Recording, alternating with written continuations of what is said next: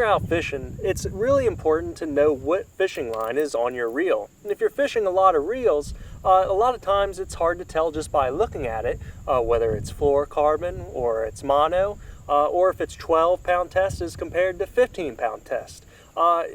So there's got to be a way to designate or at least mark your reels with what fishing line is actually loaded on the spool. So I'm going to show you a way that I use that does a really good job and is very inexpensive.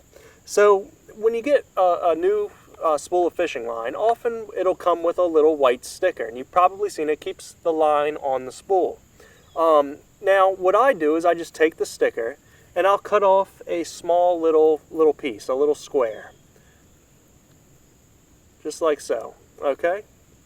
Now you can take that little square and then just put it right on your reel, and it'll stick, and surprisingly it stays on your reel for a long time. Even if it's raining out or it's really wet or the humidity is very high, it actually stays on, which is kind of interesting. Now all you need to do is take a ballpoint pen. You don't want to use a marker. It's a little too much ink and it'll bleed, but a ballpoint pen works just fine. It actually doesn't fade, believe it or not. So just write down, if you're using monofilament, you want to use M, fluorocarbon F, B for braid, you get the idea, and just write down the number, the pound test that you're using. So this is 12-pound fluorocarbon, just write 12, and then F for fluorocarbon. And that's all you got to do. That way, when you go to pick up your reel or tie on a new lure, you know exactly what line is on your reel.